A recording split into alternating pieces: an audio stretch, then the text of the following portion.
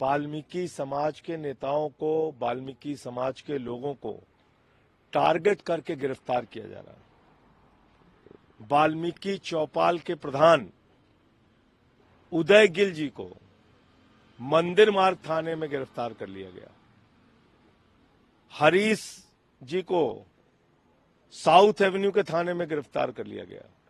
मैं अमित शाह जी से और भारतीय जनता पार्टी से पूछना चाहता हूं, वाल्मीकि समाज से किस बात की दुश्मनी निकाल रहे हो आप? टारगेट कर करके आप गिरफ्तारियां कर रहे हैं। कितने लोगों को आपने, वाल्मीकि समाज के लोगों को आपने गिरफ्तार किया है?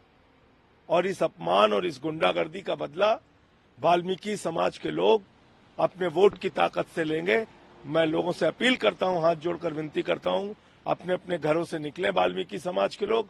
और उदय गिल जी की जो गिरफ्तारी हुई है, जो हरीश जी की गिरफ्तारी हुई है, जो दिल्ली के अलग अलग इलाकों में वाल्मीकि समाज के लोगों की गिरफ्तारी हुई है, उसका बदला अपने वोट की ताकत से लीजिए। सर, कई जगह झगड़ों की भी खबर आ रही है। चुनाव आयोग के नाक के नीचे सब कुछ हो रहा है, तो इसलिए समझा जा सकता है कि कैसा चुनाव आयोग दिल्ली में करा रहा है। गुंडागर्दी हो रही है, पैसे बांटे जा रहे हैं, पैसे बांट के उंगली में स्याही लगाई जा रही है, सब कुछ हो रहा है। बैरिकेड लगा के वोटर्स को रोका जा रहा है। सुबह ही जीके से हमारे सौरभ भारद्वाज जी ने, जो मंत्री हैं, उन्होंने इसकी सूचना दी थी।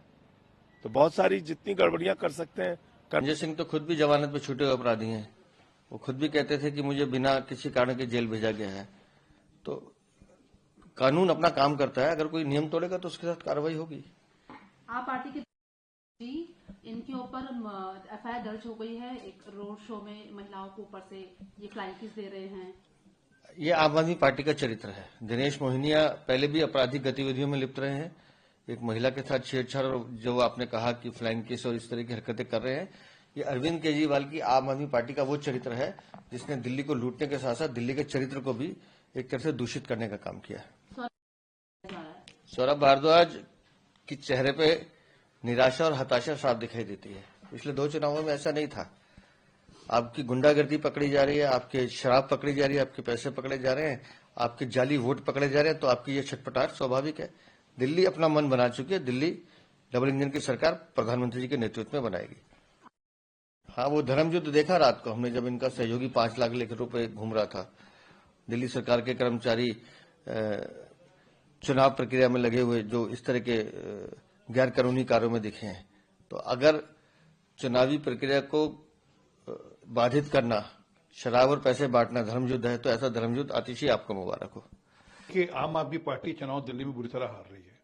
अब वो किसी ढंग से भी कुछ भी करके चुनाव जीता जाए, अब नकली वोट डलवाए जाए। अब जैसी जानकारी आ रही है कि कुछ महिलाओं को बुर्का बनाकर बार बार रिपीट किया जा रहा है, वहां वोटर नहीं है, उनको भेजा जा रहा है।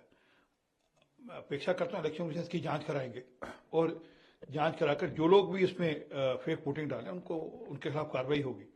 क्योंकि लोकतंत्र के अंदर आप अपनी बात कहकर जीतें, नकली वोट डलवाकर, वो भी दिल्ली जैसे शहर में आप नकली वोट डलवाकर, वो भी बुर्का पहनकर आप कोशिश करें वो नकली वोट डलवा लेंगे, चलने वाला नहीं है।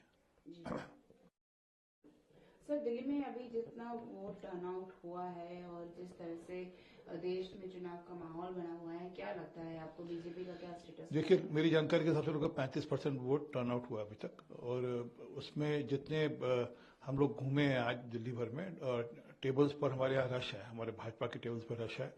और खास करके क्लस्टर एरियाज में और झुग्गी झोंपड़ी के एरियाज में खूब लोग अच्छे ढंग से हमारे टेबल्स पे आ रहे हैं और अपनी वोटर स्लिप लेकर जा रहे हैं और वोट डालने के लिए आतुर हैं। मुझे लग रहा है कि इस बार हमारी सरकार बन रही है और लगभग 45 से 50 के बीच में हमारी सीटें आएंगी और दिल्ली की जनता हमको भरपूर आशीर्वाद देगी।